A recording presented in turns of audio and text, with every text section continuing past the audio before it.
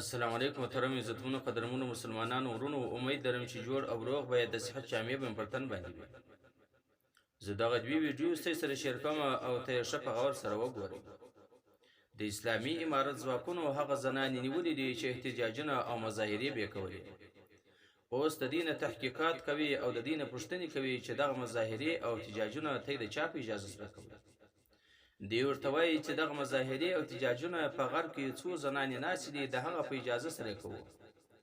او د پیسو په مقابل کې موږ دغه مظاهره ترتیب کړې وله احتجاج مو ترتیب کړی وو او رالو ومې کې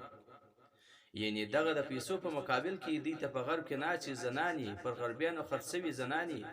هغه دوی ته پیسې ورکوي او د پیسو په مقابل کې بیا دوی احتجاجونه کوي او اسلامي امارت بدناموي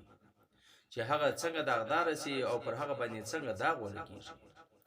او بل په دغه مظاهره کې نارینه نیول شوي چې د ښځو غوندې حجابونه کړي وله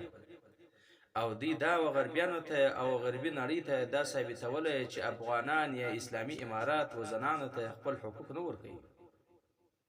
او بل طرف ته فردي فعاله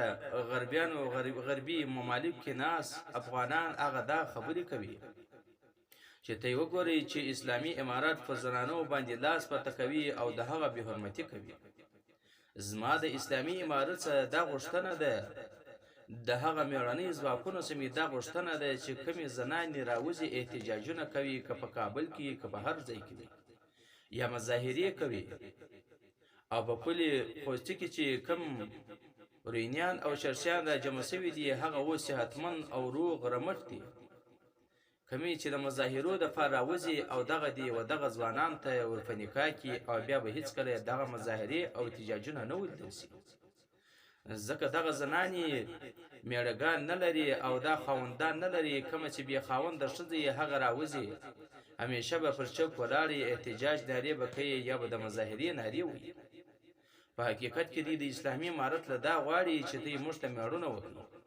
نو کله چې ودی ته مړونه وسی او بیا به هیڅ کله نه احتجاج وکړي نه به پر اسلامي امارت باندې تور داغونه او تورې ګوتې موشي